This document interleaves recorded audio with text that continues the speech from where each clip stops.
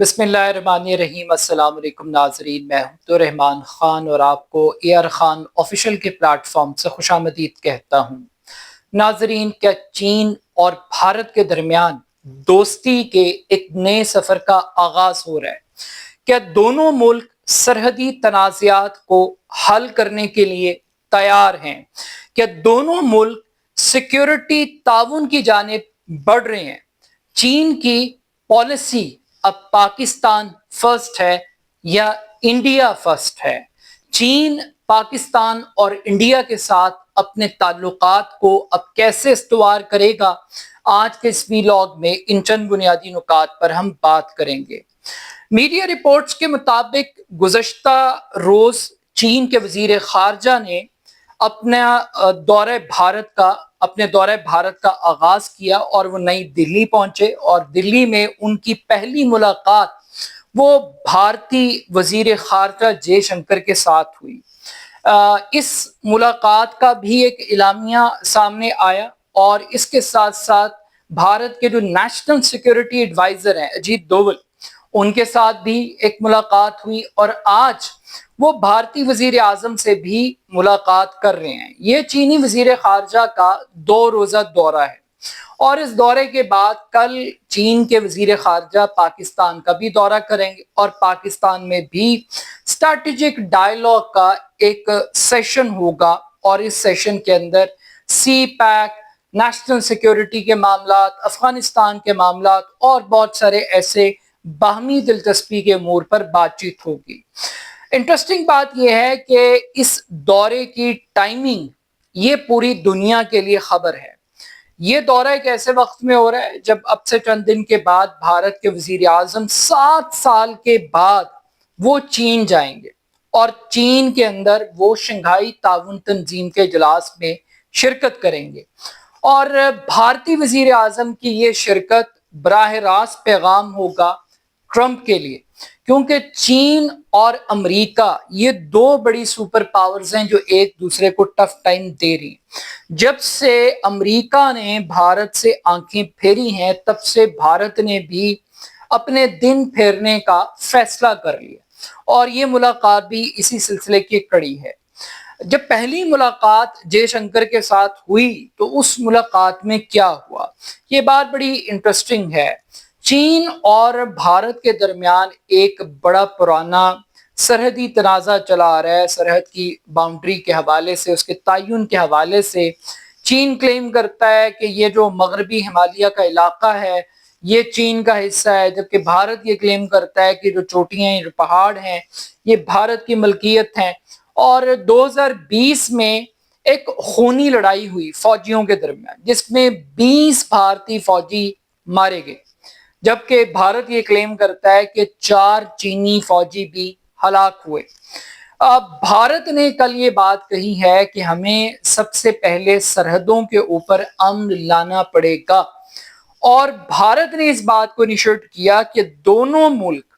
जिस मकाम पर सरहदी तनाज़ा मौजूद है वहां से अपनी फौजों को वापस बुलाएं और उस इलाके को फौजी कंट्रोल से निकालें। ये एक बहुत बड़ा पॉलिसी शिफ्ट है और एक बहुत बड़ा बयान है, एक बहुत बड़ी स्टेटमेंट है। दोनों मुल्क ये चाहते हैं कि वो एक दूसरे के साथ तजारत करें, दोनों मुल्क चाहते हैं कि वो एक दूसरे के साथ मुआशी इत्तेहादी के तौर पर पेंट करें अपने आप को और सिक्योरिटी के मामलात को उस पहली अव्वलीन तरजीह के तौर पर देखते हैं। मगर ये वही भारत है जिसको खड़ा किया अमेरिका ने, यूरोप ने, मगरबी ममालिक ने, इसराइल ने चीन के खिलाफ। और ये वही भारत है जो आज से चंद दिन पहले ये बात कह रहा था कि सरहद एक है और दुश्मन 3 है और उन 3 दुश्मनों में सरे फहरिस्त पाकिस्तान था और उसके बाद चीन था और चीन के बाद तुर्की था। भारत ने अपनी तमाम तर शिकस्त का मलबा पाकिस्तान पर डाला है। भारत हमेशा ये कहता रहा कि चाइनीज टेक्नोलॉजी की वजह से शिकस्त हुई, चाइनीज सैटेलाइट सिस्टम की वजह से भारत को शिकस्त हुई। पाकिस्तान ने जितनी कामयाबी समेटी है वो चीन की वजह से समेटी है, अपनी वजह से नहीं समेटी। ये एक पॉइंट ऑफ व्यू था, एक पर्सपेक्टिव था। और चीन ने پاکستان کو ایک لانچنگ پیڈ کے طور پر استعمال کیا، اپنی ٹیکنالوجی کو استعمال کیا اور پوری دنیا میں اپنے اسلحے کو انٹروڈیوس کروا دیا امریکن مارکیٹ کے سامنے اور ایک بالادستی قائم کر دی۔ اب یہاں پہ اس فتح نے ٹیبل ٹرن کر دی، ٹیبل اس طریقے سے ٹرن کر دیا ہے کہ پہلے پاکستان شودر تھا اور بھارت جو تھا وہ برہمن تھا، بھارت لاڈلا تھا پوری دنیا کا۔ اب پاکستان لاڈلا بن گیا اور بھارت جو ہے وہ شودر بن گیا، اور بھارت کو نہ صرف شودر بنا دیا گیا بلکہ اس کو پھینٹی بھی لگ رہی ہے، اس کے خلاف ایک اکنامک کریک ڈاؤن ہو رہا ہے، اس کے خلاف پابندیاں لگائی جا رہی ہیں، اس کو نیم اینڈ شیم کیا جا رہا ہے، اور یہ کوئی اور نہیں کر رہا ہے، یہ ٹرمپ کر رہا ہے، جو ہاؤڈی مودی اور بہت بڑا ایک ڈائس فورا جو کہ امریکہ کے اندر کام کرتا تھا اور مودی کو پریز کرتا تھا، یہ وہی ٹرمپ صاحب ہیں جو ان جلسوں سے جا کے خطاب کرتے تھے۔ اب انہوں نے بھی اپنی اسٹریٹجی کو تبدیل کر لیا ہے۔ تو یہ جب اسٹریٹجی تبدیل ہوئی تو کہتے ہیں کہ دشمن کا دشمن دوست ہوتا ہے، تو بھارت نے بھی اب دشمن کے دشمن تلاش کرنے شروع کر دی، یعنی کہ اگر امریکہ نے پاکستان کے ساتھ ہاتھ ملایا تو بھارت ان ہاتھوں کو تلاش کر رہا ہے جو امریکہ کے خلاف ہے، اور سر فہرست ان میں پہلا ہاتھ اور سب سے واضح اور بڑا ہاتھ وہ چین کا ہاتھ ہے،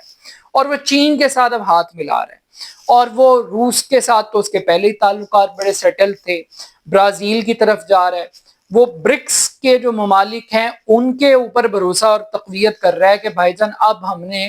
امریکن مصنوعات کا بھی بائیکاٹ کرنا ہے، اور وہ کس طریقے سے کرنا ہے۔ وہ میڈ ان امریکہ کی بات نہیں کر رہا،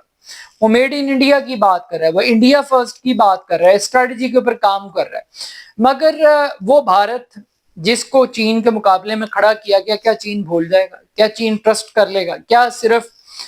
پاکستان کے امریکہ کے ساتھ ہاتھ ملانے سے سارے تعلقات بدل جائیں گے، ساری دنیا بدل جائے گی؟ کیا چین فوری طور پر اپنی اسٹریٹجی میں اتنی بڑی تبدیلی لے آئے گا؟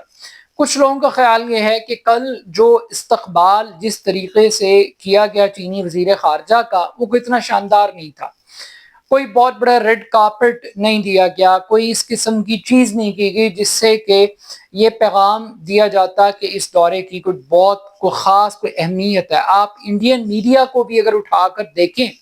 تو وہ بھی اس کو ایک بڑی محدود ڈسکشن کا باعث بنا رہے ہیں۔ تو اس دورے سے توقعات تو کچھ زیادہ نہیں ہے، لیکن سمبولک ویلیو اس دورے کی بہت امپورٹنٹ ہے۔ دونوں ملکوں کے درمیان تجارت ہو یا نہ ہو، دونوں ملکوں کے درمیان سیکیورٹی تعاون ہو یا نہ ہو، دونوں ملکوں کے درمیان دوستی کا آغاز ہو یا نہ ہو، لیکن دو بڑی معاشی طاقتوں کا جو کہ سائز میں برابر ہیں، آبادی میں تقریباً برابر ہیں، ایک دوسرے کے کمپٹیٹر ہیں، اگر وہ دونوں ملتے ہیں تو یہ ایک بہت بڑی خبر ہوگی۔ اب یہ بھی دیکھنا ہے کہ جو چین کے وزیر خارجہ ہیں وہ پاکستان آ کے کیا لائن اختیار کرتے ہیں، وہ پاکستان کو اپنے اس دورے کے حوالے سے کیا بریفنگ دیتے ہیں، وہ پاکستان سے کیا سوال چین پوچھے گا، اور پاکستان کے پاس ان سوالوں کے کیا جواب ہیں۔ یعنی اگر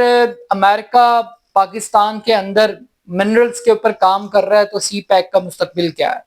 سی پیک کے پروجیکٹس پر جو امریکی انوالومنٹ ہے اس کا امپیکٹ کیا ہے؟ کیونکہ جب بھی آئی ایم ایف کے قرضوں کی پہلے بات ہوتی تھی تو ہمیشہ پاکستان سے کہا جاتا تھا کہ بھائی جان یہ پیسے آپ سی پیک پہ خرچ نہیں کر سکتے، آپ چائنیز قرضوں کے اوپر خرچ نہیں کر سکتے۔ تو پاکستان کو بھی بہت سارے سوالوں کے جواب دینے ہیں اور بہت سارے سوال چین سے کرنے۔